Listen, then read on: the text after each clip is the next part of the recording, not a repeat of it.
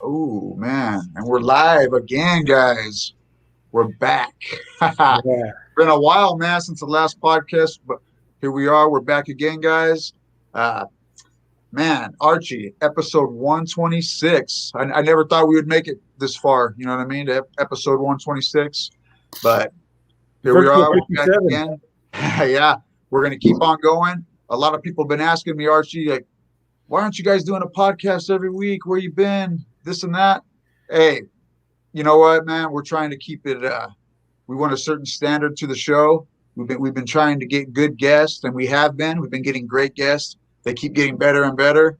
And man, also life, man. Life has its things. We're busy. Archie just opened up a new school, a new BJJ school, MMA, restaurants. Archie's a busy guy. I'm a busy guy. And this guy up in the corner right here, guys, some of you may know him already, but I'm extremely thankful. And I would like to welcome Comprido to the show. Rodrigo Medeiros. Did I say that right? Almost. Almost. I'm used to. Hey, Hello, when we go, folks. I'm glad to be here. Oh, shit. don't lose him, bro. Oh, here we go. We're good. I'm back. I'm back. He's back, just like that. I meant Hey, to do man. this right there. I'm super glad to get you on the show, bro. You've always been a guy that we've looked up to in the BJJ world. You go way back in the day. You go back to the old, what I consider the old school of jujitsu. I won't just say BJJ. I just say jujitsu because it is jujitsu, whatever you want to call it. And thank you so much, man. A lot of you guys that know me, you know Louis Thomas, and Louis was a great training partner, a coach, and one of the guys that has always been around in the Central Valley.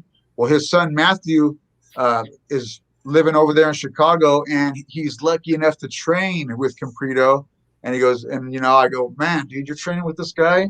Why don't you get him on the show for us? And here he is. So, Archie, what do you think, my friend? No, I think it's great, Tom. Like you were saying earlier, Tom, we've been trying to keep a standard of some excellent guests. And here we go again with an excellent guest with Comprido. And thanks to you, Tom. And, we all have connections and it's a small world when you have the internet. And I'm glad that you're joining us, Comprido, because I know you have history and we've been doing jiu-jitsu probably a third of the time that you've been doing it, because I'm sure you did jiu-jitsu when you were 2 years old. How long have you been in the industry, senor? I started training jiu-jitsu for real in 1993. I had training a little bit before that, when I was maybe 10, 12 years old, but was for a couple months. But in 1993, I was 16. Then I started doing for real. Nice. And so obviously you were born and raised in Brazil. Which part of Brazil? I'm born in Rio. I'm from Ipanema, Castelinho, Posto 8, if you go on the beach, where the lifeguards stay, the station number 8, that's where I come from. Oh, man, lucky guy. Sounds beautiful. I've been to Brazil once, not that far, but man, it was beautiful over there. The people were, friendly people, beautiful place, great training.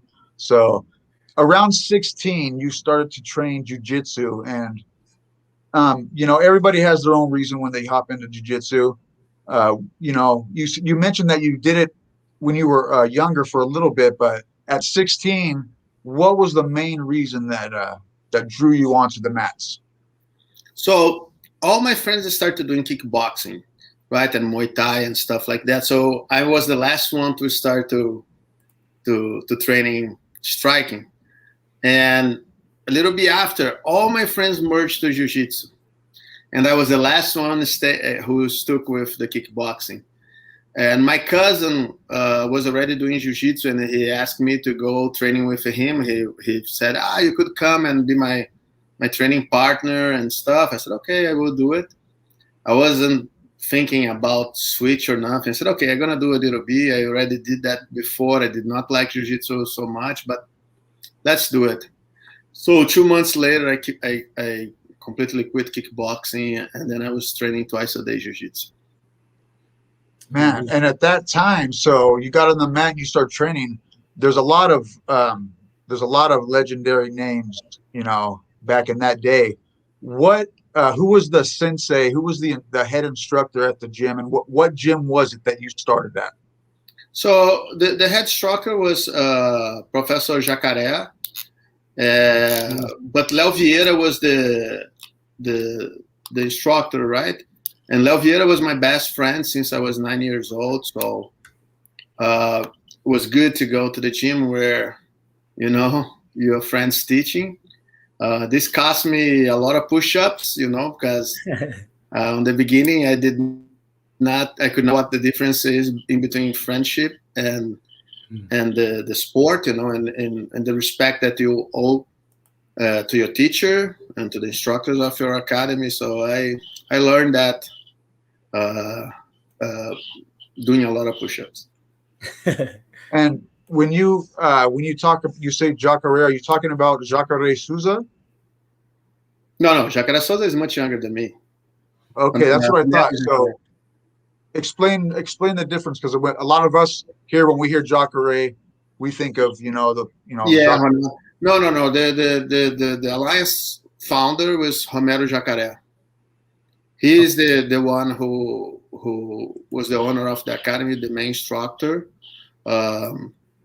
And then when I started, he was the coach. I had a chance to train with a lot of great instructors, you know, Ratinho, Traven.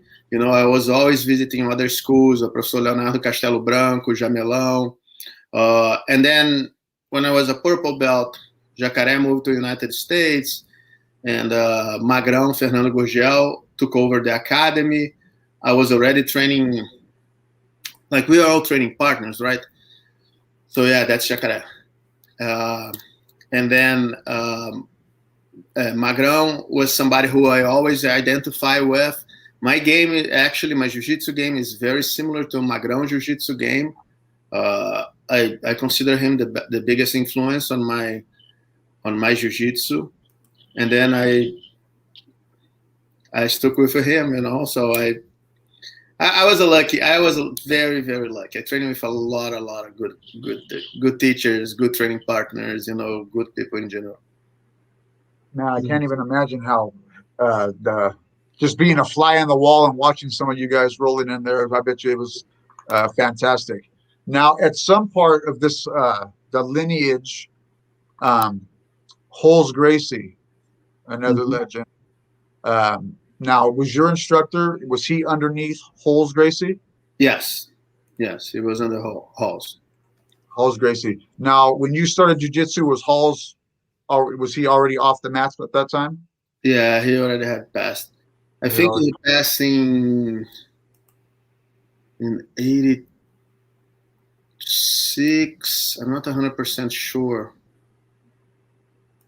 I think he passed in 86, if I'm not wrong, and I started in 93, you know, but I always heard a lot of stories about him. Everybody liked the guy very much.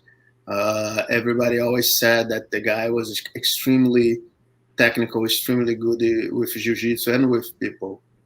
You know, everybody who knew him loved him. So this is host right here, yeah? Yes. Yes. Yes, he died in a paraglide accident. Hang gliding accident? Yeah. Unfortunate. Bad. But I'll bet you probably, not besides hearing the stories, you must have, there must have been some lessons that were passed down, to your teacher, to you guys. The style of jiu-jitsu in that academy, and like back in Holes' day, was it mostly with the gi, or did they also do a lot of gi-less? No, it was, look, in Brazil at that time, we were training with gi all the time. And then just on the summer, we normally have 2 days no gi, you know, because of the temperature. And then if somebody gonna do something, gonna fight a MMA or it was not many no gi tournaments at that time. So it was not very common training no gi all year long, you know. Now I have no gi classes on my regular schedule, but not at that time. Just it's something that we do more on the summer. But if it's a challenge or something, we always jump on the wagon and go. Well, if somebody's getting ready for an MMA fight or maybe a gi-less bout, you guys are gonna, take the gi off and do it. This might be one of your students tuning in. He's Anthony Dela Cruz says, Professor. Yeah. Hey, Anthony, thanks for tuning in, brother. He says, Professor Comprido is the best. Great guy, great teacher. That's great, man. That's all I hear. Thank you, brother, for tuning in. That's all the only great thing I have is my students. All right. Yeah, right. If you got a school, you can't do it without the students, man. That's a big thing. So everybody, there's a lot of, I'm not sure if you've been here to the California or Central Valley, California, but there's a ton of jiu-jitsu schools here, man. It's growing. It's very popular all over California, but in Central Valley, it has really grown. There's a jiu-jitsu school everywhere, right, Archie? Excuse me, Tom, you caught me right in the middle of a cough. Yeah, no, absolutely. Here in California, it's amazing, Comprido, how the sport has grown all over the world, really. But in California, I mean, we have legends like Kleber Jiu-Jitsu, Kleber Luciano. We have Tinguini. We have Tom. Help me with some big names that are here in the valley. There's a lot, man. There's a lot. It wasn't long ago, within the last 10 years that we would have to, if we were from here, we would have to travel to San Francisco or to LA, and we would go train with like Crosley Gracie, or we would go to LA and train with Chinguina or Batata. Do you know Batata? Mm-hmm. And we would have to travel to do this training. And but as time went by, the locals started to get their rank, and now there's a lot of schools. But what I wanted to ask you, this last year and a half to 2 years when the COVID hit, it changed the lives of a lot of people. But what I noticed with everybody that I know that owns a jiu-jitsu school, they all found some way to keep it going, whether it was outside or in private areas, mask or whatever the deal. People just kept, people love jiu-jitsu and they kept doing it. What has this last year been like for you, man?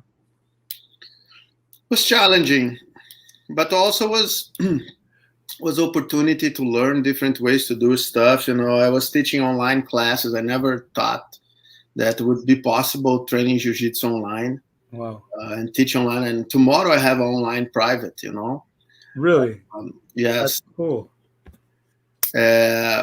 But that's the way that's what we could do. Of course, it's much better to do jiu-jitsu in person. But, there's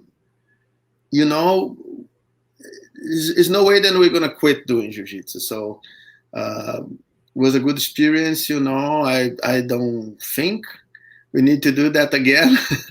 I think see each other and meet each other on the academy is the best. But, at least we keep the group together. We keep motivating each other. We keep some physical activity, being this lockdown being hard for everybody, and the ones who keep active, I think they went through in better shape. Definitely. What do you think, Arch? No, definitely. I mean, I agree with those that stay active. And Tom, you were mentioning that a lot of us had to figure out a way how to work out, and a lot of us did. And I agree with Comprido, that those that stay active today are feeling better than those that did not stay active. They're not feeling as well because they're not as in shape, and it's a little harder for them to come on and try to start training. I agree. And so it sounds like, Comprido, you stayed active, yeah? Or how about your school? Did your school stay active too? Yeah, we had to close the school for, I think, 3 months or 2 months. And then we could reopen having outdoor classes. But it's not even just the physical part, it's the mental part, like it's a lot of pressure, it's a lot of, doubts about what the future will bring us financially. A lot of people lose jobs and lose income, and, so change the routine of everybody. Oh, that's not a good fight. Come on, Archie. That was just an introduction. Hey, Hey, we all have those ones, man. You cut at the right moment, so look like I'm doing well, but right after that, everything went south. It happens to everybody. Hey, so how old were you? I know the competition back in that day, it wasn't like today. Now today you can, if you go to a tournament, they have white belt, blue belt, the whole thing going. Back in the day when you first started competing, did you have to be at a certain rank to compete? Yeah, I was not many tournaments of white belt. I did not remember of any when I was a white belt or a blue belt. I started to compete as a blue belt. I was 17 on my first competition, but it wasn't last tournaments, and and then you don't have that many black belts, So if you're a purple belt, a brown belt, man, that's already awesome, I remember I used to have a tournament only for purple belts, and then was really nice. So were those tournaments a lot of if I'm not wrong? Were a lot of those tournaments, were they in-house tournaments in the dojo, or would they have in big places? No, regular tournaments in a venue and stuff, and always being like my time, right? So I started to compete in 1994, so it was already all tournaments. I fought in a stable once. Actually, the first tournament I won was in a stable. Wow. Now, I'm not sure if Archie can find it. Back then, I was doing a little history on you. At the time, or I'm not sure, maybe still till today, they say that you had the first submission finish in the black belt absolute division. Yeah, it was the first and the fastest. Wow. The fastest submission in the whole black belt division, and the first submission on the black belt absolute division. Then Roger submitted Romulo Barral, already here in the United States. I don't remember exactly the year. And Mike Musumeci on the last Worlds, he beat my record, fast submission in a black belt division. I have fast submission in an absolute division. So. What was that, a footlock? Yeah, a toho. A toho. Mm-hmm.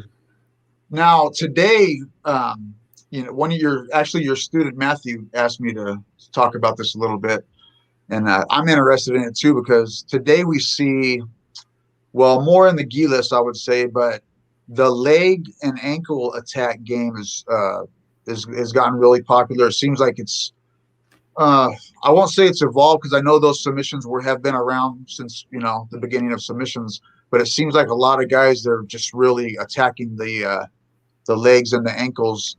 What do you think about that? I mean, with the heel hooks and the inside heel hooks and all these different trends. Yeah, it did evolve. Of course, evolved. Everything evolved. The toho evolved from this fight, from the day I fight the Roleta to today. I do a much better toho today than I used to do 20 years ago.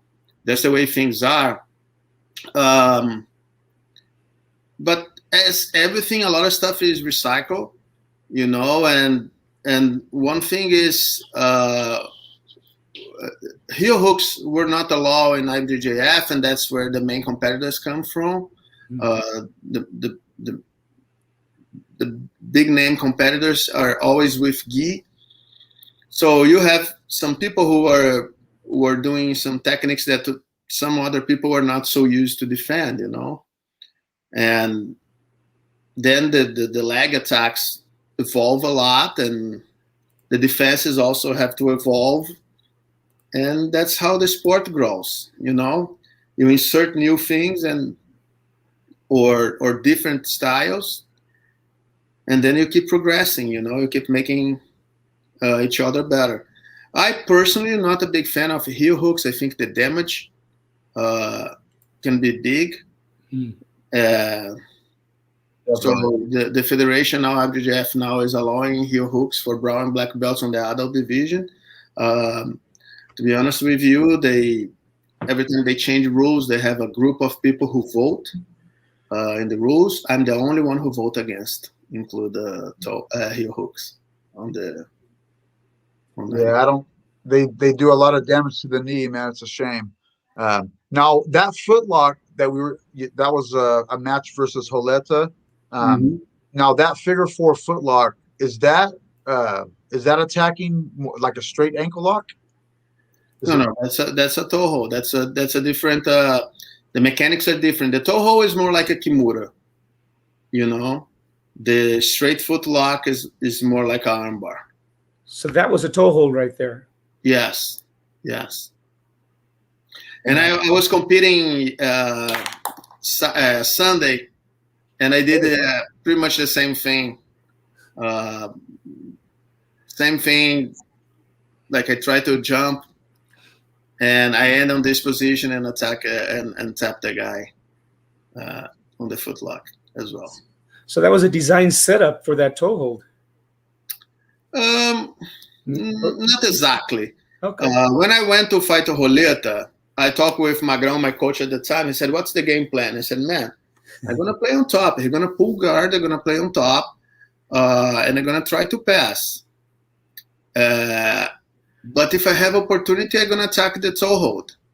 And then my coach told me, said, "Dude, don't waste bullets, So if you only go if you feel that you can submit to him." I said, "Okay, no problem. I will not go wild and start to attacking without the right setup." And then I knew that I will pull guard with him and go to the top because I want to start winning the fight right from the beginning. I want to start to be ahead of him. So if we pull guard together and I go to the top, so that's what happened there. We pull guard together, went to the top. But the way his leg was, man, I remember to see his foot with the corner of my eye, and then I said, I don't believe that this foot is here for me. So I turned, grabbed his leg, and boom, it was meant to be. That's awesome. So Roleta, was that the first time you had competed against him? Yes. And you'd obviously have seen, by then had seen him compete quite a few times. Well, of course. He was the finalist on the year before. I knew him forever. He was outstanding competitor. He was the favorite from far. But I tell you that all my teammates were cheering for me, and this was very important. Know that people believe in you when you're gonna fight. And I was mentally, I was really, really confident. I was really, really strong. So I knew his guard was amazing and will be super hard to pass, but I wasn't afraid. I would try to avoid if I could, but I wasn't afraid to be on his guard. Right. Yes, Roleta had a beautiful guard game. Archie, with the leg locks, what do you guys, inside your gym, how do you go about the leg lock thing? Right now, we just started our school in June 1st, and really we haven't concentrated too much on leg locks, but our head instructor, he likes the leg locks, but right now we're not introducing them just yet, mostly specifically because we want to get the basics. We have a few higher belt students, but the majority are blues and whites and a couple higher belts, but we're not introducing that just yet. We do have a few guys we got one guy that they call the leg lock monster, JC Yamas. There are people that like to use that leg lock quite a bit, but we're still trying to introduce other moves. So Archie Comprido, Archie just recently opened up a new BJJ school here. And how's that going, man? It's going quite well. We have a morning class, afternoon class, evening classes. And, just by doing these podcasts, learning from everybody, it's just amazing. Talking to Comprido, looking at his toe holds and just, different moves that different people do. It's exciting. And so right now we're at a growing path. We're starting our MMA program also. Comprido, I noticed a picture with you and Mr. Lesnar. Have you been training? Do you train MMA also with MMA fighters? Yeah, when I was training them, I training with them, So I like early on 2000s, early 2000s, I was invited to fight on the rings, and I started training. I got a good offer, started training, and then something happened, and the promoter wasn't there anymore. And to be honest, it was never my dream to fight MMA. You know, I always liked jiu-jitsu. I was doing well in jiu-jitsu, so I did not commit with MMA. I never really fought MMA, you know. But I have friends who did, you know. Demian Maia always had the dream to do it, and I was so happy that he managed to accomplish his dream. I think he deserved the belt. I think the times that he fought for the title were not really fair for him. But he did fought a lot. He did make me proud a lot. You know, he make Brazil proud. He make the jiu-jitsu community proud. And you know, I had for him, I be able to be with Brock on his titles. You know, and it was a good experience to be able to work with such a higher level MMA fighter and wrestler. You know, I met a lot of great wrestlers, and it's a different way to do stuff. You know. Well, you look like a good partner for Brock. You guys are about the same size. Well, I don't know about, you know, he's probably heavier, but you look like a good partner for him. I wish I'd be on the same size than Brock, you know. Man, Demian Maia, let's talk about him for a second. Oh, yeah. Not only is he an awesome competitor, but when I see all these guys, when they talk all the trash and they, you know, they do the promote, it's, you know, for promotions or whatever, there's a lot of trash talk, and to me, that doesn't represent a true martial artist. Demian Maia, man, you could just tell that he's a good dude. But he, you know, to a younger guy that's watching, you know, that's getting interested in martial arts, hey, that guy right there is a true gentleman. You could just tell he's a gentleman, and he represented not just jiu-jitsu, but martial arts all in all, with his attitude and the way that he held himself in a win or a loss. So with Demian, did you train with him all your whole time training from younger, or met him later on? When Demian started training, I was already a brown belt, but we always been very, very good friends. He actually was in my house 2 weeks ago. He came to teach here in close by, and then we spent some time together. You know, unfortunately nowadays we cannot see each other as much as we wish to. But we are friends, you know, and good friends. They can spend some time without hanging out together and still feeling like not one day had passed. Yeah. Wow. Nice. That's awesome. So and a lot of the thing about trash talk and stuff, like my feeling is that the UFC choose to not promote the good guys they had, you know. It was not just Demian. Rose Namajunas, man, she's great. She's great. Man, I agree. Yeah, Rose. You know, Stipe Miocic, great guy. You know, legit good person. You know, the guy's a firefighter, man. Yep. The guy's a firefighter. He's polite, you know. But they always choose to, like, or St. Pierre is one that they promote, but, you know, like, I don't know why. I think, okay, if you want to have a villain, man, introduce the heroes as well, you know? That's true. Okay, I understand curse sells, but it's hard to believe that you cannot be nice and sell. You cannot just go there and tell the truth and tell, you know, and talk about the technical aspect, the mental aspect, without to just keep telling that you're going to do this and that with the mother of somebody, or the guy suck. You know, if somebody suck and then you beat somebody who suck, how good are you? Right, good point. Good point. Very good point. Yeah. Did you watch the fights? Go ahead. Oh, sorry, Archie. Go ahead, my brother. I was just going to agree with, I mean, I agree so much with the UFC, and maybe it's a business thing, like, you know, the villain versus not the villain, but man, Rose, Miocic, those are standout citizens. You know, you would want to put them in front of the camera more. Go ahead, Tom. I was just, you know, I agree. No, man. You know, everybody, they think, you know, just like Comprido just said, they think that that's the way to make money. But I mean, hey, if I'm getting my kid into martial arts, you know, usually it's for a reason. I want him to learn some self-discipline, how to respect people as teachers, other people. If you haven't trained in a school and you go into any school with that kind of attitude, it's not going to be the best day for you. You know what I mean? You're going to go in and you're going to find out. Any legit school I've been to, the people are usually true gentlemen, right, Archie? Yeah, no, absolutely. I mean, it's all about being respectful and just helping out your neighbor, helping out the person that needs the help, and not be an ass, basically. Yeah, it is what it is. But anyhow, both you, Comprido, did you watch the fights this weekend? The Conor McGregor fight. I watch a fight. Are you like into UFC when it's a fight like that is coming out? You're right there ready. You watch it live. Not really. I watch a lot when one of my friends are fighting, or if some interesting fight. To be honest, I just watch because I was with a couple of friends here and they want to watch the fight, so we ended up watching. So I've been on that circuit a little bit. I've been on the backstage. I've been there, and I don't know. It's like, okay, McGregor is good, but it's other people that I prefer to watch than. I agree. I agree as well. Hey, so here's another question for you, because we have so many jiu-jitsu schools here, but there's also a big MMA scene here.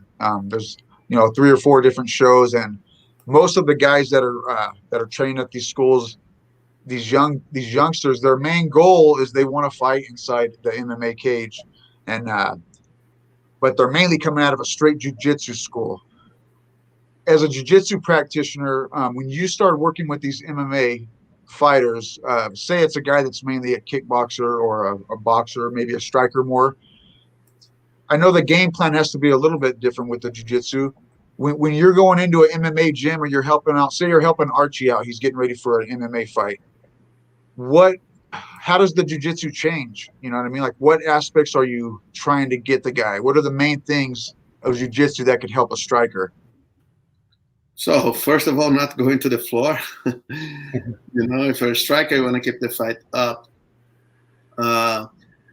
If you go to the floor, you have to make sure the striker is not turning the back, and exposing himself for punches, because then everything changes. Like, for a good striker, you're used to punch and to be punched. When you are standing in front of your opponent, when you have your back on the floor, everything changes. Or when you have your knees on the floor, everything changes.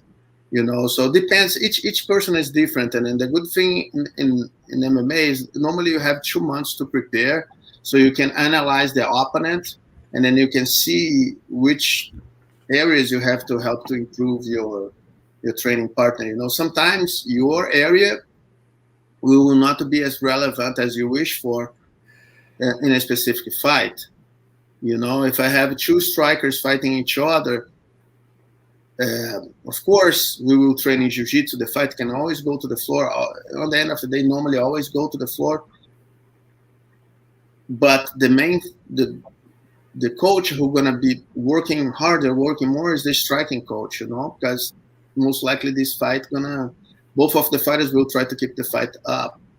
So everything depends. Who is the opponent? What's in which stage or each level of jiu-jitsu your fighter is, and then you have to, as a coach, you have to understand that. And then when is the moment to call attention for yourself, you do it. When is the moment to pass the ball for the people who are necessary at the moment, you have to be able to do it. You cannot keep your pride on the way, because that's going to be in detriment of your athlete. Right. Now, defense, like for a guy that's, he's going into MMA, we have a lot of these youngsters. This is why I ask. I have, friends and training partners. They have the basics in jiu-jitsu, but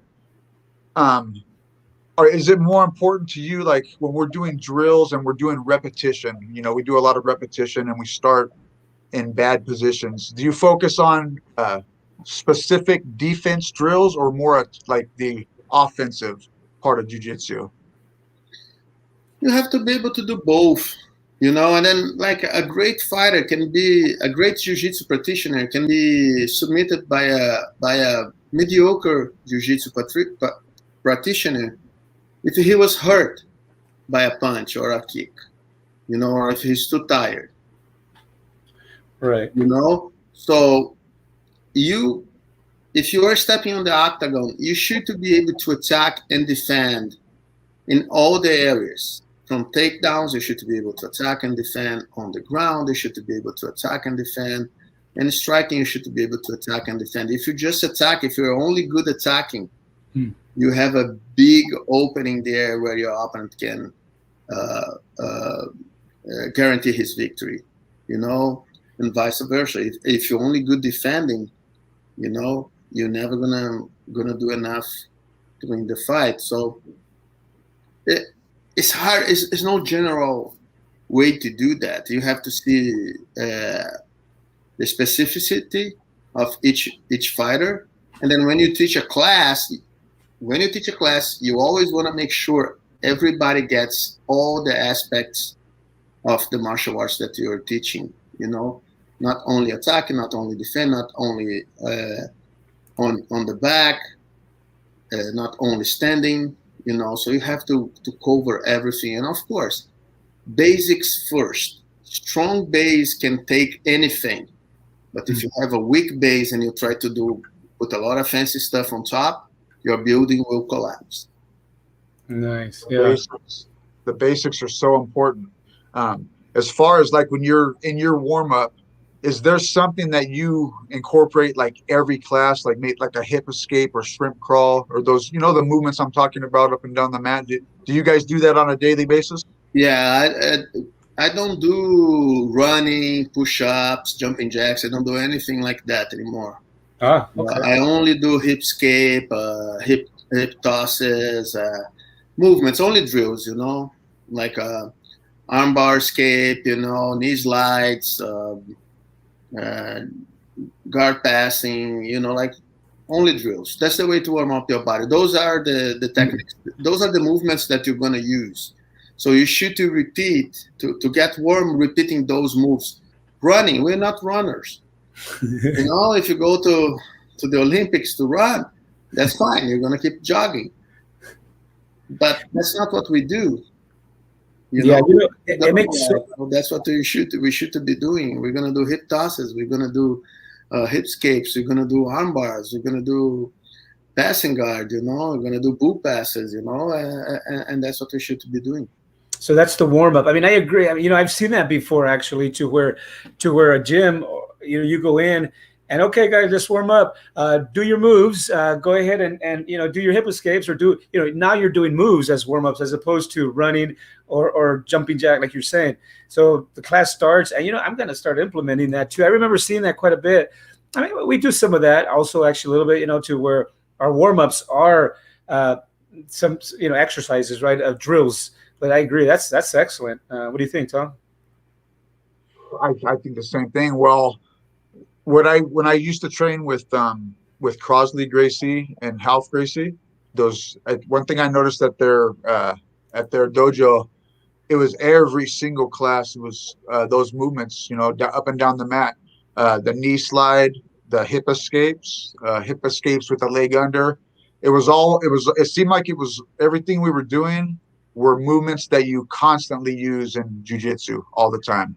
And repetition, man, it's a hard thing that I have with some of my students. It seems like with kids, I can get them to do it more, but how do you get it across to your students when you're drilling an arm bar or a triangle or maybe a sweep, that the repetition is so important? It seems like, how do you guys go about doing that? Say you're practicing like a hip sweep.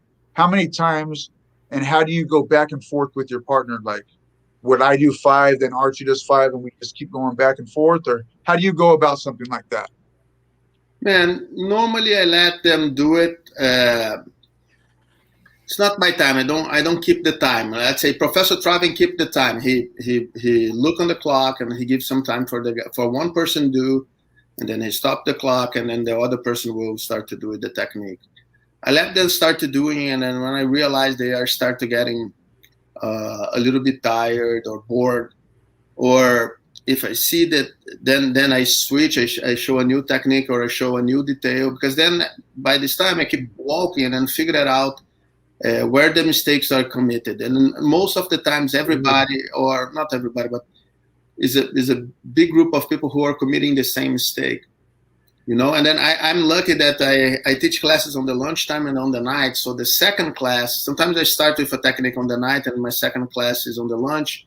Sometimes it's the other way around, but my second class is always better than my first because I already know where the mistakes will happen. So during the explanation, I said, look, but pay attention because everybody going to, where you guys probably going to commit a mistake is putting leg up instead that leg up. So focus on that. So the second class, you already have the technique much, much, much better breakdown. Yeah. Awesome. That's awesome because that is just so awesome. You're doing the drills and they think, the students think, okay, yeah, I'm doing the drills. But then the coach notices, like, okay, I see some mistakes here on the knee pads, or I see some mistakes here on the, on different drills, but now you can implement and make that into a part of the class. Yeah, that's awesome. And it seems like as an instructor, you're still learning all the time, right? Like, I'm sure you don't have the mindset that you know it all already. When you're teaching these moves, you're always learning stuff. Dude, I tell you, nobody knows everything in jiu-jitsu. If they tell you that, they are fucking liars, man. I don't care who they are, how old they are, how long they've been doing that. Nobody knows everything. We'll be a 13-year-old boy now doing some weird stuff that we never saw before. Jiu-jitsu has so many options. It's such a big chunk of information with so many possible combinations, so much stuff that there is no way that somebody gonna know everything. It's just impossible. I consider myself a good instructor. I've been around for a long time. Of course, there's people who've been around way, way longer than me, who saw a lot of more stuff than I do, but I can guarantee nobody knows everything. And that's the beauty of jiu-jitsu. You will learn on the first day you do jiu-jitsu and on the last day that you do jiu-jitsu, and that's the way it's supposed to be. We should not get over-attached with a way we've been doing some stuff for 20 years. If that's the best way, that's okay, but most likely things will improve, When Henry Ford created the Model T, I not even know if Henry Ford created the Model T, but, the first car was amazing at the time, but you put one of those old cars against one of the newest cars, don't even have to be a fancy car, against a regular sedan, it's no comparison. Right. So everything evolves. Our sport evolves, thank God, because if you're always the same, we'll be boring. That's yep. And it's then a living, breathing thing. You should be able to evolve as well and to learn new stuff. Yeah, we here in California, we have a student. He's a phenomenal guy, right? He's 19, 20 years old. Josh Cisneros, Tom, and Josh, he started from a young age, and then today 19, 20 maybe, and he received his black belt. But he's very, very, very high level, and he does moves that like you were saying. It's just a younger generation. They're coming up with stuff you don't see, I guess. Yeah, it's continuously changing, like you said. But even no matter how much it changes, I think, the raw basics. Like I always mention Rickson Gracie because I really like Rickson's style, just a strong, basic base, step by step. You know what I mean. I will always like that style. But yeah, these new kids, man, some of the stuff they're doing today, I don't even understand it. You know what I mean? I don't even understand what Josh is doing half the time. But it's great. Computer, I got one for you. Do you have any children? And I think I found a video of you and your son. Yeah. And do you have more than one child that's training with jiu-jitsu, or tell us a little bit about that? I have 2 kids. My youngest son is still training. My oldest son is doing something else, and it's great to be able to train with your kid. That's a good thing on jiu-jitsu. You can spar with your kid. You can, roll on the floor. You become a children forever. You are rolling on the floor every single day. You're moving in ways that you don't move after you become 15 years old. True. That's true, man. So you do this stuff, and then like be able to spar with your kid to to go through smashing your kid and being smashed by your kid, that's an awesome sensation, you know.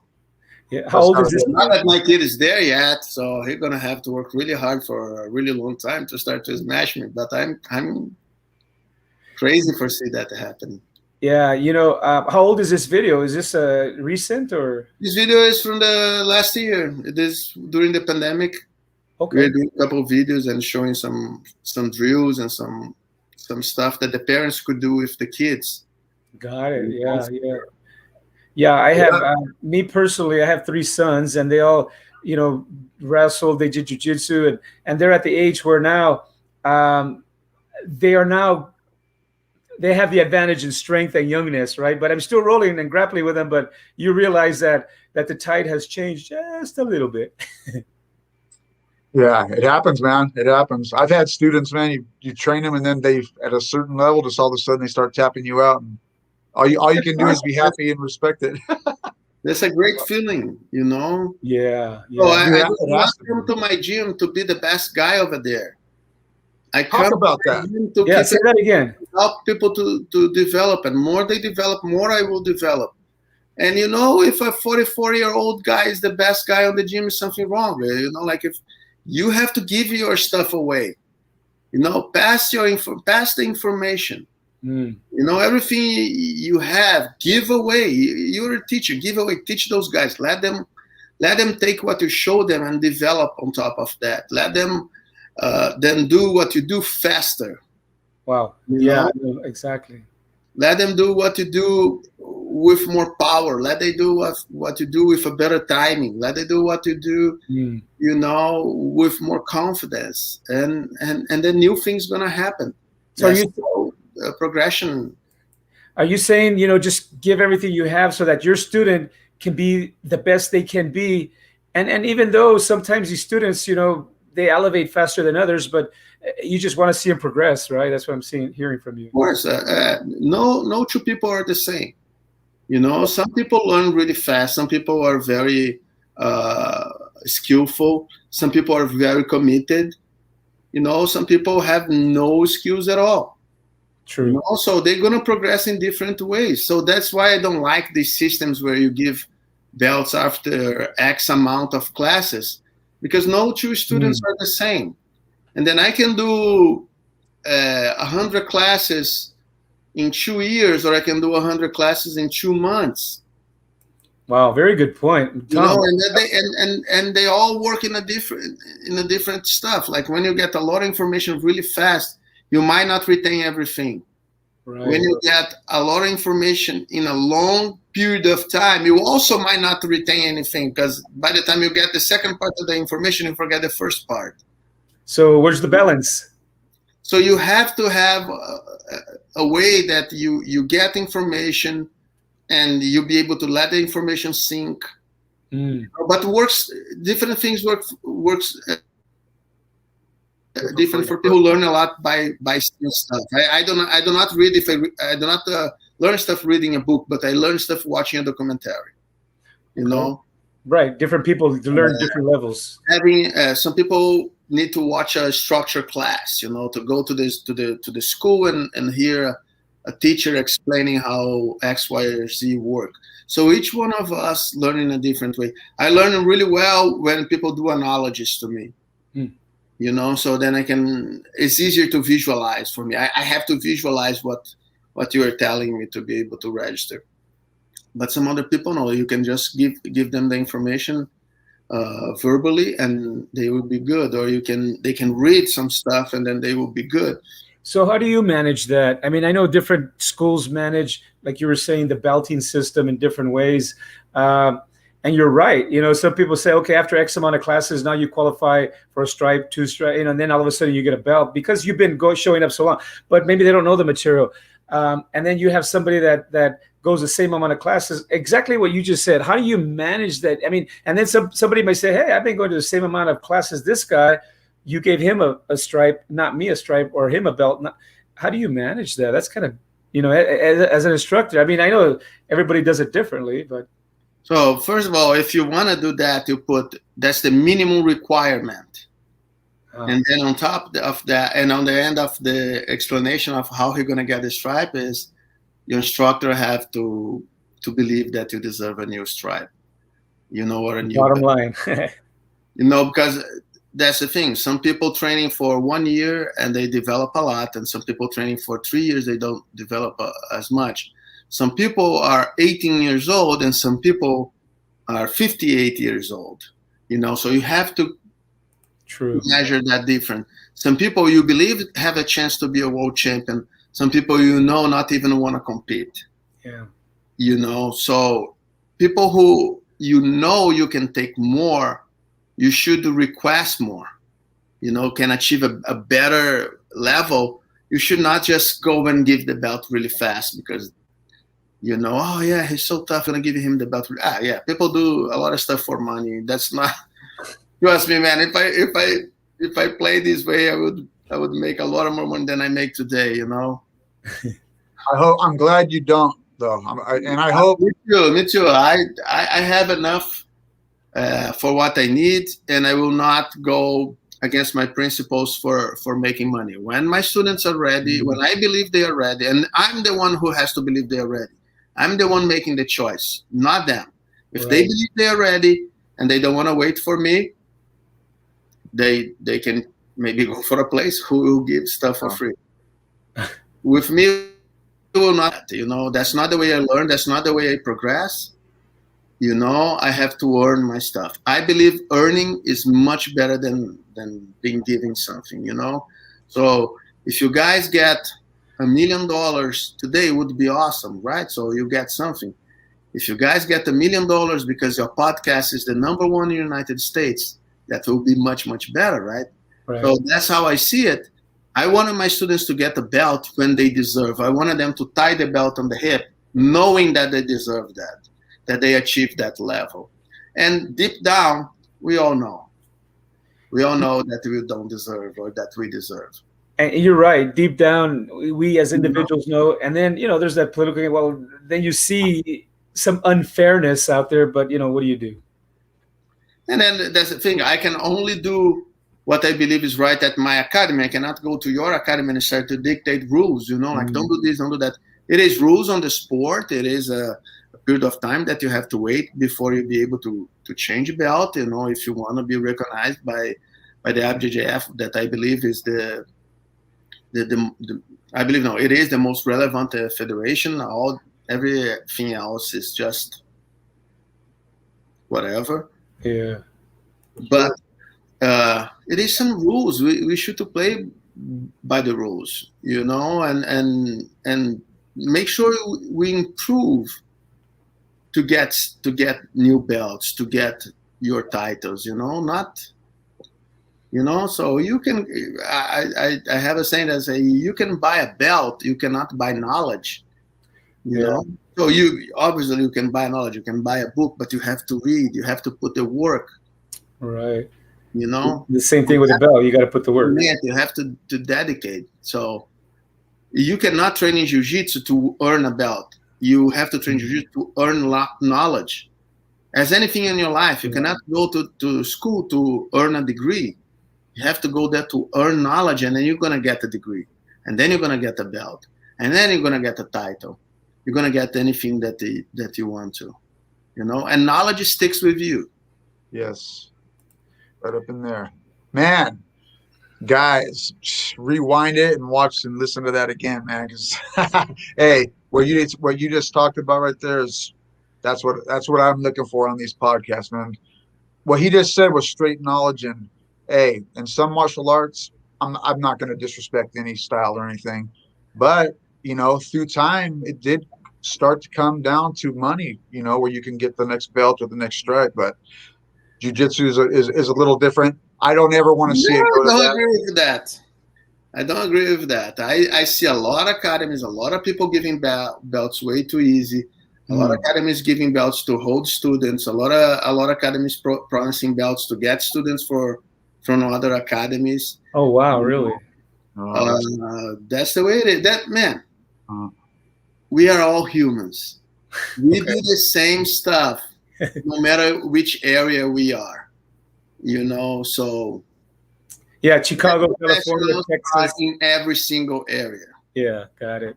Yeah, there's something out there, maybe not as open, but it's great to hear it from you, from a professor, from someone that's been around forever, and I mean, not forever, for a long time, and that's knowledge. Like Tom was saying, that's why we have these podcasts, to get some knowledge from knowledgeable folks that have been around the industry and have their own school and been there, done that, not just somebody that talks. Like you're saying, you've been there and done that, right? Yes, I went through a lot of stuff. I'm sure helped to go through a lot more than I had gone. I wanna have a lot of more experience. I wanna learn a lot of more stuff, and I think everybody should think like that. Everybody who will start this journey in jiu-jitsu should not have the goal to earn a belt. Should have the goal to earn knowledge. Yeah. You should try to, every day you go to the gym, you learn something. Exactly. Maybe something new over something that you already do, something you already know, but a different way to do it, a different adjustment, a different perspective. I remember one time I was doing a video with Damian, right? And then he showed the technique, and then he said, who taught me that? Who taught me that technique, right? I said, no. And he said, was you? I said, no. Yes, it was you. I remember really well the day you taught me that. I said, no, Damian, wasn't me. And he said, Comprido, I know for a fact that was you. I said, okay, Damian, let me tell you something. I know for a fact it wasn't me because I didn't know this technique before. So it wasn't me. I did not know that. And he said, it was you. So what probably happened is I showed him something. And then he took what I showed him and tweaked and put something on his own. And then he bring back to me. And then he showed and I saw. And then I remember I was showing the technique. I said, man, that's so amazing. I'm going to start to do it. So whatever I had showed came back to me improved. Yeah, that's evolution. It's evolving. That's the point. And it come improved in a point that I could not see. How did I show him? I don't remember what, right now I do not remember exactly what the technique was. It's in one of his DVDs. But was kind of eye-opening for me at that moment, that conversation, because I realized, a lot of times, just let somebody else working with your stuff, with jiu-jitsu, will make the jiu-jitsu improve. So that's why I'm saying, show everything, give everything, because something will come back to you. If the level of the people you're training is right here, your level will be right here always. But the moment this guy coming here, you come a little bit high, and then he comes a little bit high, and then he comes a little bit high, and then he comes a little bit high. So you are pulling each other up. Nice. If you just want to train with people who are right here, you're not going to improve that much. Yeah, I think they also call that maybe iron sharpens iron. Yeah. But you have to understand that. You have to understand that you do not go to the academy to beat your training partners. No, correct. You go there to training with your training partners, to make sure, you have to make sure that guy is there next day. I always make the joke, man, I hate all of you, but I want to make sure that all of you are healthy because I don't want to break my toys. I want you guys to be able to come here tomorrow. So if you put your friend in an armbar and you realize that, you're going to hurt him, just let him go. Very true, the obligation of the person who's being put under pressure to tap. And then if they keep doing that and not tapping, eventually they're going to get hurt. But me, I want everybody to come back tomorrow. And you should, everybody else should. Because it's only with people knowing from each other, training with each other. Jiu-jitsu is an individual sport, but we're training in a group. We need a big group. 2 guys training jiu-jitsu will not go very far. You need more people. We need to see a different perspective. That's why I like tournaments, because in some point, when you're training on the academy with the same people over and over again, everybody understands the same concepts, play this stuff from more or less on the same way. Then when you throw them on the tournament, when somebody comes with a completely different perspective, doing the same technique in a different way, that's when you know which adjustments you have to do in your jiu-jitsu. Right. The jiu-jitsu of your students, So we just had a tournament on the weekend, so I already start today fixing the stuff that I saw was wrong. And that's important for the instructors, and it is important for the student, And in general, and then I'm sure some people lose to one of my students or lose to me and said, oh man, that's where I commit a mistake. And I will make sure I will not commit this mistake again. Nice. Awesome. Hey, can I ask you something else? This is a thing that we have an issue with here in the Valley. How do you feel about your students going and learning from other academies? Like, say there's a good academy in the next town over. He's your student, but he wants to go and travel around and learn from another instructor. What are your thoughts about stuff like that? Man, I was raised training only with my teammates, only with my team. I have friends who are my friends. Like I said, all my friends were doing martial arts, right? So half of them went to training at Master Academy, and half of them went to training to Bolão Academy, So one under Alliance, the other one under Carson Gracie. Is a good friend of mine that the first time I trained with him on my life was 3 years ago. Wow. And the guy who teach at my academy with me is my friend since I'm 9 years old. First time I trained with him was probably 10 years ago because he was from a different school. I always have a very good relationship with everybody who trained at Bolão Academy, with Bolão itself. I consider Bolão a friend. He was a great instructor. He always be very good, but I never step inside his academy to train. That's the way I was doing. Right. I know the things are changing and are different. And then it is people who have the kindness of the heart and they just want to be nice and having open mats and let people visit.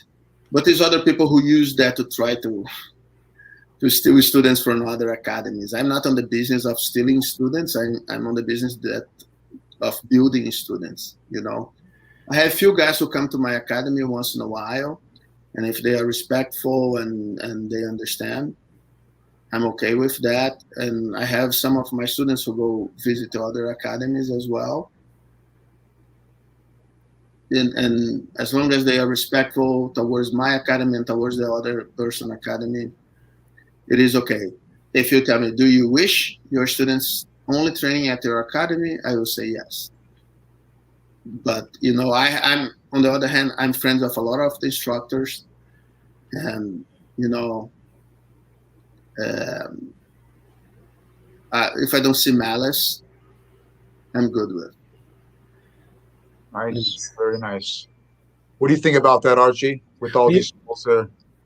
Yeah, I think the part of a gym owner would be to, want to keep your students and keep them happy and not really give them any reason, to leave your gym. But maybe, I think to go out and if you have a friend, but I don't like the word of, I don't like the fact that other gyms potentially could steal your students, you know what I mean? But at that point, I think you have to treat your students well enough to want to stay there and maybe give them a little flexibility to go try something elsewhere. But that's a touchy situation, Yeah, it is a touchy situation. But I think, if you're a good instructor and you got things going good, then, they'll stay there. If they like you, you have the right kind of vibe with them. Now, how about competition over there, Comprido? Is there a lot of jiu-jitsu competitions? Yeah, Chicago has a lot of competitions. We have 2 FJJF tournaments a year. Used to have 2 FJJF tournaments a year. Is a bunch of smaller tournaments on the area. And then I push my guys to go and compete at Pan Am's, Rhodes, Nogi Rhodes. I think it's important for them to go and see not just the big names in action, but to step in on the mats, to be able to compete at Worlds, to be able to, to compete out of the comfort zone, in California or even in Brazil, so in Europe I think is important. And I think Jiu-Jitsu is growing all over the world, in the United States specifically, is growing a lot. And I'm pretty sure the development will keep going, the sport will keep growing for a long time.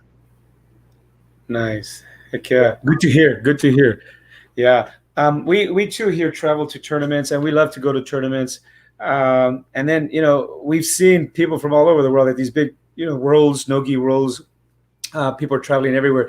During when the tournaments were first coming up, Florida had a lot of tournaments. Did you go and your students go to Florida by any chance during, I guess, a few months ago, or did you guys just mostly stay there in Chicago?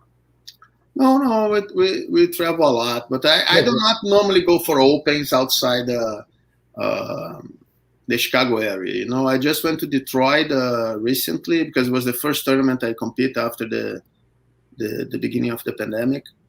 But normally I go for the bigger tournaments. Now IBJJF is doing some tournaments in Florida. States on the south are a little bit more open. So I will be there in Orlando for Pan Ams.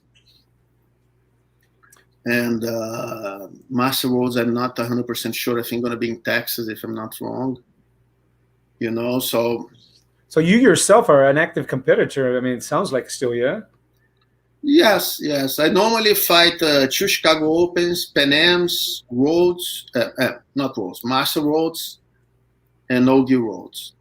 And I always go to the Worlds as well to watch and to coach. So I do these 5 tournaments a year in general. Maybe some super fight or something different that shows up. Right. That's what I try to do, Nice. Wise words, man. Thank you so much. Where are we at on time here, Archie? We got to be getting close here. Yeah, we're getting close. You want to bring up the food topic that you normally bring up, Tom? Yeah, we always ask all of our guests, you know what I mean, about when you're getting ready for competition or maybe just in life in general, your diet a little bit. Do you have a specific diet or specific? Oh no! Trust me. In and out. When you don't have something good to say about a person, it's better don't say nothing. I have nothing good to talk about this topic. All good, my brother. All good. I like to eat. Let's put it like that. I like to eat. I'm trying to control myself. I'm not a spring chicken anymore. But I'm no position to give advice to nobody. I just can tell you, if you see me doing something in relation with food, don't do it. Okay, how about this question? In Chicago, what's your favorite, or where you live in your vicinity, what's your favorite restaurant or food that you go out to go eat? Chicago has a pretty good deep dish pizza. Oh, yeah. So I pretty often eat that, and it's always like a Brazilian barbecue places that are pretty good as well. Nice. Churrascaria? I said that right? Right on. One more thing that I always ask, you've kind of already went over it, but there's, for a young man or a young woman or a child or maybe an older person, somebody that is it's their first time getting into a martial art and they want to walk into the dojo, what advice can you give a youngster that's getting ready to, they really want to do martial arts? What advice would you give a person that's never trained before, but they want to step in? They're afraid, though, because this happens a lot. They're nervous to walk into a jiu-jitsu gym. They go in and they see everybody rolling on the mat, and it looks crazy. What advice can you give a guy or a girl when they come in for the first time? Sunblock. No. Sunblock. No, my advice, if you're afraid, I only can tell you, try it. Okay? Give it a chance. Jiu-Jitsu is really complex. The beginning makes no sense. The first 6 months of Jiu-Jitsu makes no sense at all. The guy told you to put the leg up, and next thing you do, you put the leg up, but you did not realize in a completely different position than the one that your coach told you to put the leg up. So this takes a while for things to start to make sense. You know, in my opinion, roughly 6 months till you start to understand, okay, the guard is open. That's why I should to put the leg up.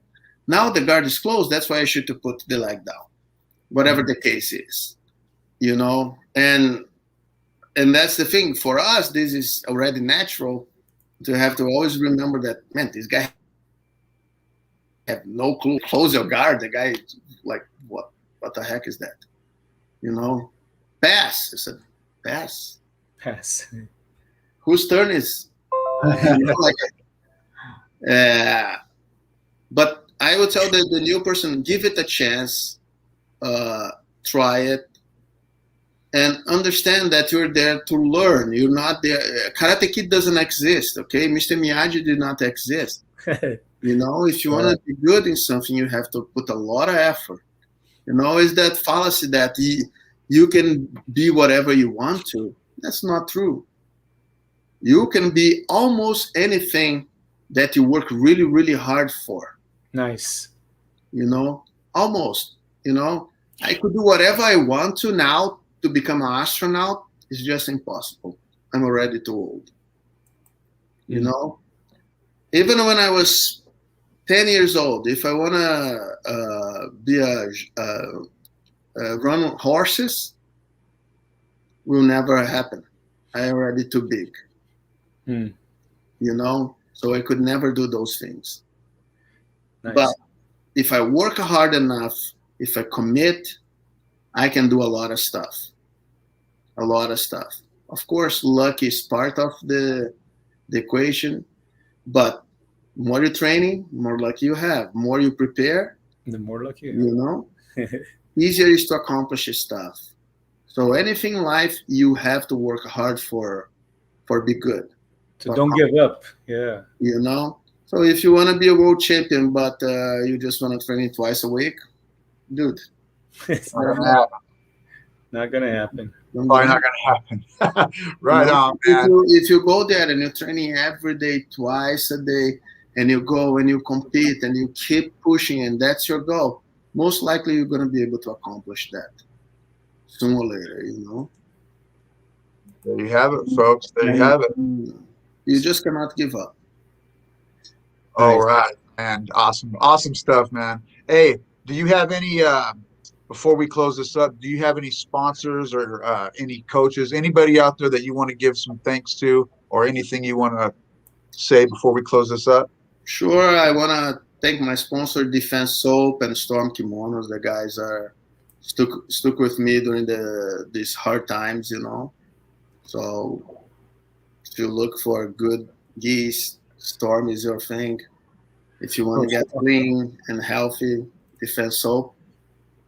I have a couple DVDs with that I just recorded. One with foot locks, and one with half guard. You know, with BJJ Fanatics. You guys can go and check.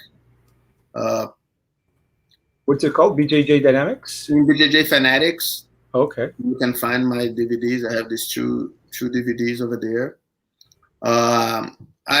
Myself and Felipe Costa, we always do this Brazilian black belt camp. You know, we've been doing this for almost 20 years now. Most likely we will not be able to do this year, but we're gonna do for sure next year. You know, spend 10 days traveling together and training jiu-jitsu. So it's something very nice that I like to do. And I want to let you guys know that I'm here in Chicago, around Chicago and Bloomingdale. If you guys want to stop by, it's easy to find me on Instagram, Facebook at Comprido BJJ or www.compridobjj.com. Like, you can find me on the social media if you want to. And you guys will be more than welcome coming to visit. All right, my brother. You can plan on seeing us because me and Archie travel around. Okay, I'm waiting. Yeah. We go to the dojo, and Archie always lets the main instructor choke him out completely. So, okay.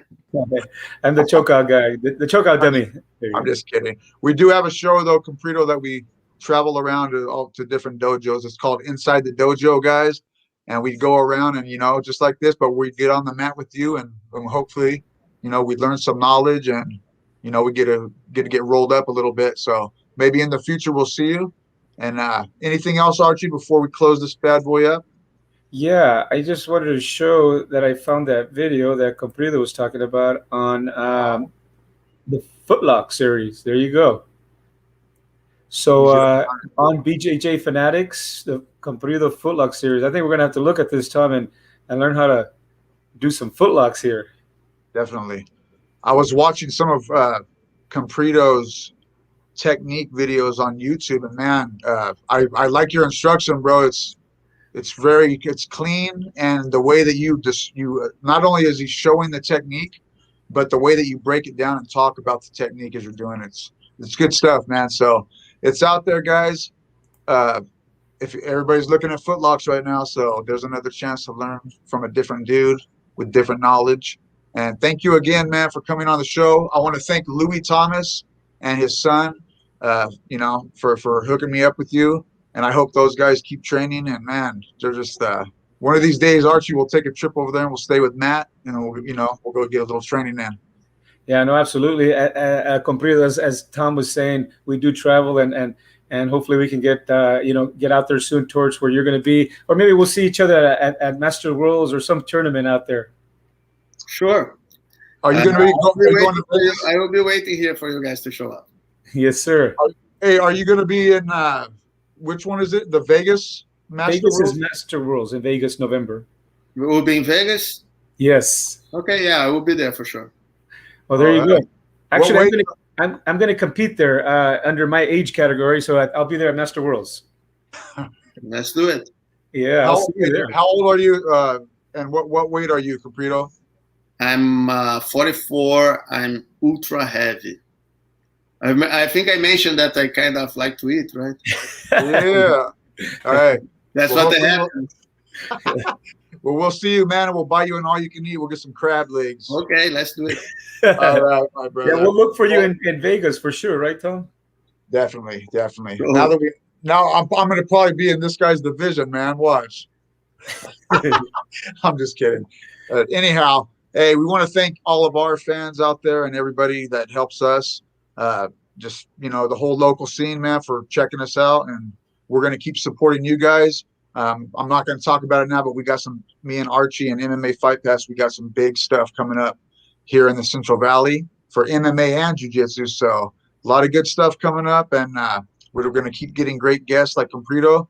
And yeah, everybody, I hope you guys all have a great night, and pass this video on if you can. And you guys check out Archie's new gym. If you're in Chicago, go and check out Comprido's gym, along with many others. Also, don't forget the Footlock tape. It's right there. And one of the half guard as well. Footlock and half guard. Yes, there's a half guard here that I noticed as well. Yeah, absolutely. Where's that one? That should be here. Come on. So there they are, the half guard and the Footlock. The Comprido half guard. For a great price, too, at that. Awesome, man. Yeah. Hey, and I know about Defense Soap, man. If you guys want to fight staph and ringworm and things like that, that's a good thing to have right there. And after your training, too. So, again, my brother, sorry about the time. We did it a little bit late. But thank you again, man. I can't thank you enough for coming on the show. And everybody out there, we'll be back with we got another good guest coming up. I'm going to keep it a secret. It's a really good one. But I'll be talking about it here soon. So, thank you very much, Comprido. Comprido, it was an awesome pleasure to just hear you and your knowledge. And I actually try to get myself, and I do try a lot of the footlocks. So I really am interested on your footlock series because, a great price. And that's a DVD, or how's that purchased? Sorry? Your video. I mean, they're videos. You have to buy it. Does it come in a DVD, or can you buy it? It is a download. Nice. I'm not 100% sure. I don't think you can get the DVD. I think it has to be a download. Oh yeah, here it is. It says go online and get a download. Downloadable digital. It's digital. Yeah, definitely. All right. Yeah, no, awesome, Tom. It was great. I appreciate the time that you were able to spend with us, Comprido. All right, amigo. We'll let you get to bed, man. You have a good night. Good night. Thank you for the invitation. All right, peace. Good. We'll see you soon in November. All right. All Thank right. you, Matt, once again. All right. So stay live here for a second, Archie. All right. Thank you so much. We'll go ahead and let you go, Comprido. Appreciate you and take care. Thank you. Obrigado. Okay, so All right. Okay. All right. So here we go, Tom. We're back. What an amazing guest once again. Amazing, dude. It's cool, man. It's so cool. What time did we start? We're at about an hour or so right now. Yeah, we're at an hour and 20 minutes into it right now. We're good. And guys, you know, I always have people hit me up like, you know, why so long in between these podcasts? But you know what? We could do one every week, and in the future we may do that. But you know, Archie, man, more than I'm a busy guy too, but Archie is just, you know, I wish I had your ambition, bro, for all the stuff that you got going on. No, I got a lot of respect for we you, can brother. definitely keep going with the podcast, like you're saying. You know, we're getting quality guests, and we actually have a podcast every week on Fridays, but that's a different podcast. It's an MMA mainstream podcast, and that MMA mainstream podcast is by our two favorites, James Gilliland and Kaylin Grigoriev. Hey, they've been Hey, man, I got respect for both of them. They don't miss a beat, man. They're every Friday, and both of them have what I like about James and her is, you know, he'll say one thing. He's very knowledgeable. James has been around MMA for as long as the first time I stepped into a cage, he was right there. Been around a long time, and she is also a martial arts lifelong. And he'll say one thing, and she'll go against it, and they'll go back and forth in a friendly way, but it's all good stuff. Hey, man, they don't miss a beat. They're there every Friday. They do it every Friday. And, hey, props to them. Yeah, definitely. And as a matter of fact, I'm going to be joining them this Friday. And I think my Fridays are now available to join them so that we can talk about what's coming up. And, you know, we can mention this, Tom, that MMA Fight Pass has made a deal with an organization that we will be their sole providers for technology. So Pure Combat, Al Jocelyn, and approached us, and then we're going to be the technological team. We're going to be their marketing team, and we're going to be working real close. As a matter of fact, there's an event coming up in November 14th in Bakersfield. That's an IKF event.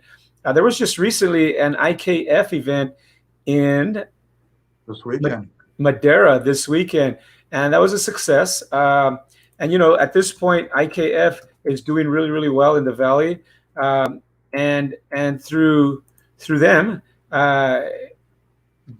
Al Jocelyn and Gil, they hooked up with IKF. But anyhow, our part is technology driven, right? We're going to be there. We're going to live stream everything. We're going to live stream the weigh-ins. We're going to live stream the events.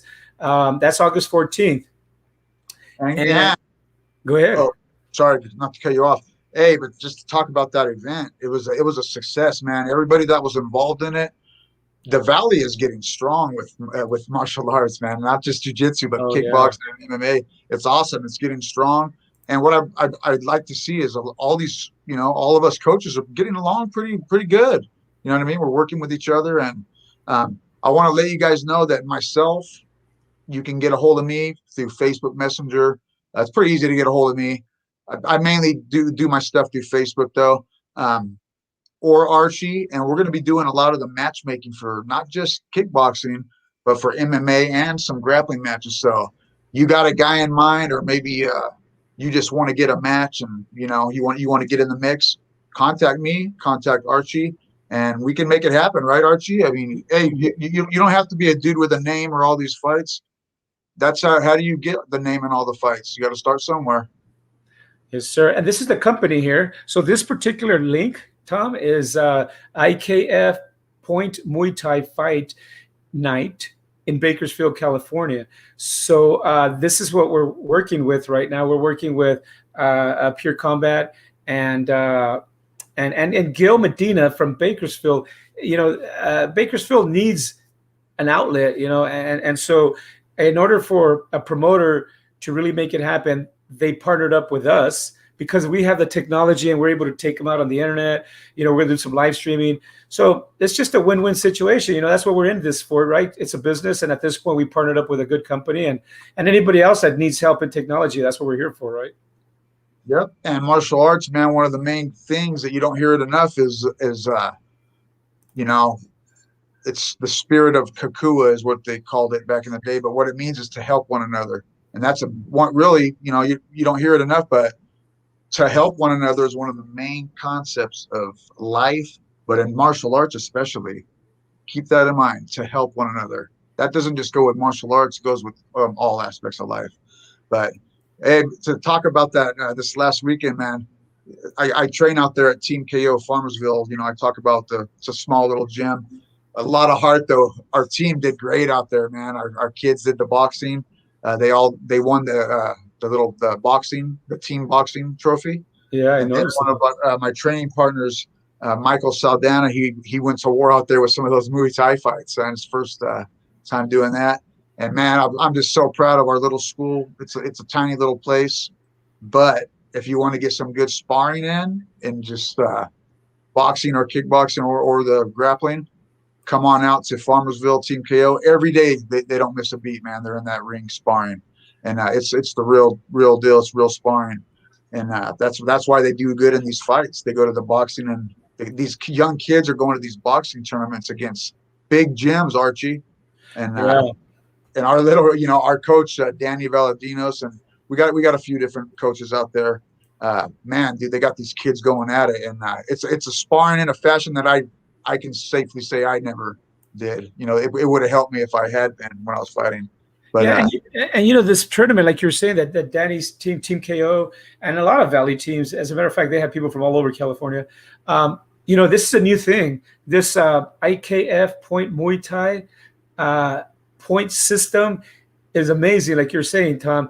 And you could be a straight up boxer and go in there and do your boxing skills, but you may get kicked, so you got to pick up some kicking skills, right? Or you can be a straight. Actually, I don't know if there's a sport where you just kick and don't punch, but then you got a kickboxer. You can get a Taekwondo guy, a Muay Thai guy. So now you have an outlet for these different boxing, kickboxing, martial arts. Yep. And then you bring them all into a IKF point Muay Thai. So the next one is in Bakersfield, August 14th. Yep. Hey, and props to Jenna Creason. She was on our podcast, the young lady that's here from the Valley. She was also in there. I saw some footage of her this past week, and she looked great. Good job out there, little lady. Good job. So, IKF Point Muay Thai Fight Night. That's on, what is it again? The 14th? Yeah, August 14th is right up here.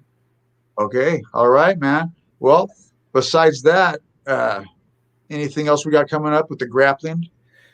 Well, at this point, there's no real grappling tournaments coming up. We have an MMA, a couple of MMA fights coming up in the Valley. We have Jordan Urbano, which is the co-owner of Valley Fight Series, which is coming up here in Wheatley. And then you have your 559 fights, which is an OG. The 559 fights will not be having an event in July, but they'll be back in August. Okay, back in August. Yeah, so we got that going on here in the Valley. We got August 14th again, this particular event. And then in Bakersfield, they're actually going to come back. The same company is going to come back in Bakersfield September 11th.